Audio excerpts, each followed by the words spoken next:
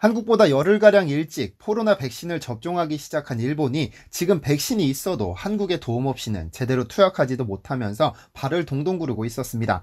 그런데 갑자기 한국이 등장해서 일본의 어려움을 단번에 해결해주자 지금 일본에서는 한국은 소중한 이웃이라며 당장 정부 차원에서 무릎 꿇고 사과해야 한다는 주장이 제기되고 있는데요.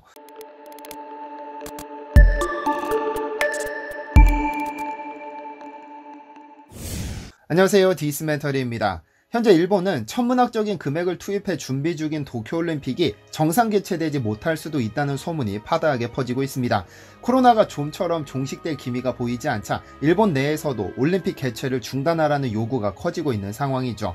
일본에서 발표한 3월 초 여론조사에 따르면 일본 국민의 16%만이 도쿄올림픽을 개최해야 한다고 대답했고, 나머지 84%는 개최해서는 안 된다거나 모른다는 응답을 남겼죠.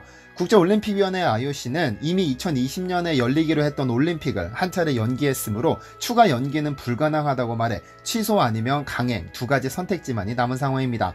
그러다 일본 정부는 감염 가능성이 높아질 것을 우려해 외국인의 관람을 허용하지 않고 내국인만으로 개최하는 것이 어떨까 하는 의견도 제시됐지만 확정된 상황은 아닙니다. 사실 외국인 관광객을 큰 수입원으로 생각했던 것이라 외국인이 입국하지 못하게 되었을 때 과연 일본이 올림픽 개최에 투자한 금액을 회수할 수 있을지도 미지수인 상황입니다. 그런데 빨리 코로나가 종식되든지 감소세로 접어들어야 올림픽을 개최하든 말든 결정되는데, 일본은 백신 접종이 시작된 지 한 달이나 지났음에도 매일같이 새로운 문제에 봉착하고 있습니다. 이번에는 주사기가 없어 제대로 된 접종을 못하고 있는데요. 지난 2월 초 일본에서는 17일부터 화이자 백신을 접종하게 됐다며 큰 환호가 터져나왔습니다. 코로나 종식도 눈앞에 다가왔다는 기쁨의 환호와는 달리 일본은 새로운 문제를 또 안게 됐습니다. 바로 백신 접종에 특화된 특수 주사기가 부족했던 것이죠. 일본은 처음 일반 주사기를 대량으로 확보했다고 말했지만 일반 주사기로는 백신 한 병당 5회 접종밖에 하지 못해 효율성이 떨어집니다. 반면 특수 주사기로는 6회 접종이 가능해 일반 주사기에 비해 20% 효율적인 접종이 가능합니다. 이에 일본 정부는 일본 주사기 업체들에게 특수 주사기를 증산할 것을 요청했지만 불가능하다는 답변만 돌아왔습니다. 일본의 주사기 제조업체 중 하나인 니프로가 특수 주사기를 생산하고는 있지만 일본 정부가 원하는 수량은 9월쯤에나 공급이 가능해 사실상 쓸모없는 대안이 됐습니다. 결국 일본 정부는 일반 주사기로 5회 접종 후 백신 잔류분은 폐기 처분하기로 결정했으나 이 때문에 일본 정부의 대응력이 또다시 도마에 올랐습니다.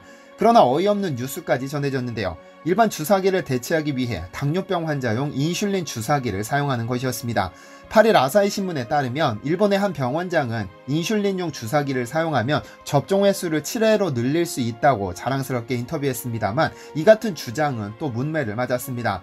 왜냐하면 인슐린 주사기는 피부 표면 아래 지방층과 근육층 사이에 피하 조직의 주사이기 때문에 근육 주사인 특수 주사기보다 바늘 길이가 절반 정도 짧습니다.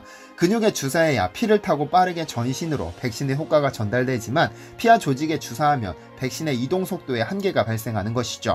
이런 의구심이 제기되자 병원 측은 일본인은 피하 지방층이 서양인보다 얇은 관계로 인슐린 주사기로 충분히 접종이 가능하다는 얼토당토하는 입장을 내세웠습니다. 그러면서 초음파 검사로 피하 지방의 두께를 확인한 이후 직원들에게 접종을 시작했다고 덧붙였고, 일본 내에서는 그럼 뚱뚱한 사람은 안 되고 마른 사람들만 백신을 접종할 수 있는 것이냐는 비난이 쏟아졌습니다. 이런 조롱에 일본 후생노동성 관계자는 현 시점에서는 조사 중이라고 말해 일본 정부의 총체적인 문제점이 그대로 드러나 버렸습니다. 그러다 결국 일본은 한국에게 손을 내밀었습니다. 한국의 특수 주사기 생산업체인 풍림파미텍에게 8천만 개를 구매하겠다며 구입을 요청해왔죠. 풍림파미텍은 백신 접종이 시작되면서 전 세계적인 관심을 불러일으킨 회사로 백신 접종용 특수 주사기를 주로 생산합니다.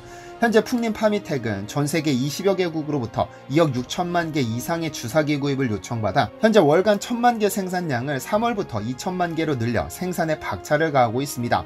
어쨌든 일본이 한국으로부터 8천만 개 특수 주사기를 확보할지도 모른다는 뉴스가 전해지자 일본 내에서는 자민당은 이번 일로 한국에게 저지른 망발을 사과하라든지 한국은 정말 고마운 이웃나라라는 글이 심심찮게 보입니다. 그런데 일본이 한국보다 열흘가량 먼저 백신 접종을 시작했지만 백신 접종이 시작되자 오히려 더 혼란스러운 상황입니다. 왜냐하면 열흘이나 일찍 백신 접종을 시작했음에도 한국이 접종자 수에서 앞서버렸기 때문입니다.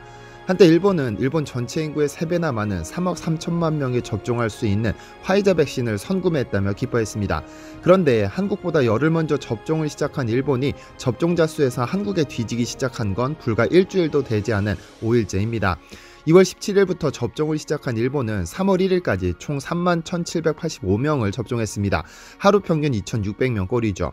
그런데 한국은 2월 26일부터 접종을 시작해 불과 5일 만에 87,428명에게 백신을 투여했죠. 하루 평균 17,500명 꼴입니다.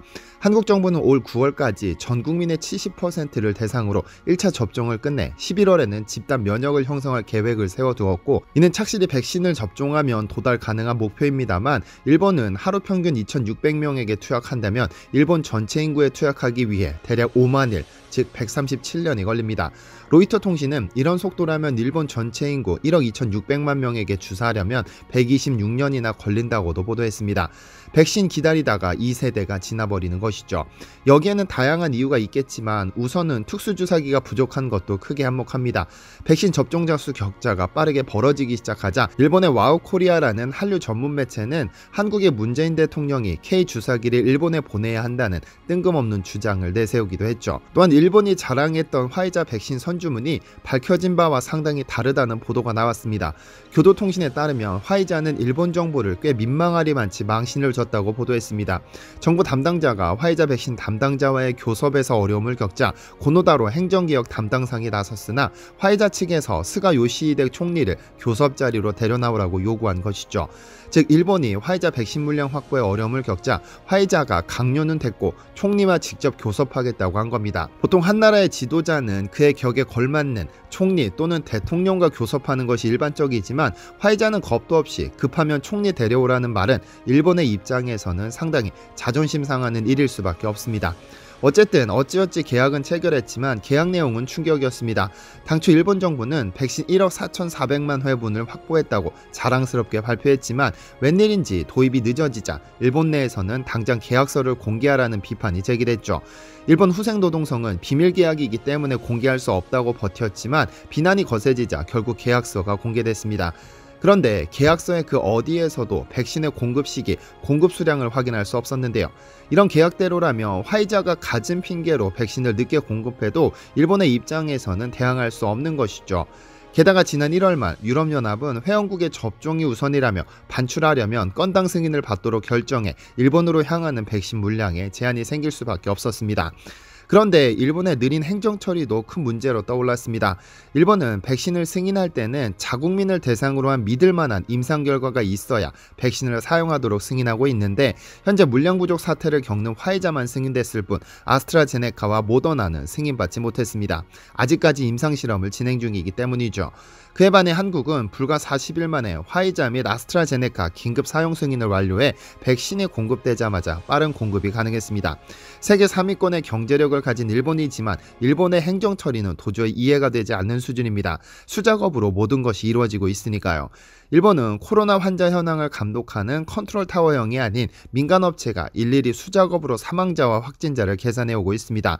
백신 접종 현황도 일괄적으로 중앙에서 통제하는 것이 아니라 지자체가 접종 명부를 작성해 수작업으로 계산하는 상황입니다. 이런 접종 명부가 정부와 공유되기까지 무려 3개월이나 걸린다는 니혼게이자의 신문의 지적도 틀리진 않았습니다. 2020년 12월까지만 하더라도 일본은 한국이 백신 연계를 확보하는 무능력함을 보일 때 일본은 인구수의 3배에 해당하는 3억 3천만 개를 확보했다며 정신승리로 무장했었습니다만 이번 화이자와의 계약서가 공개되면서 큰 망신을 당하고 말았습니다.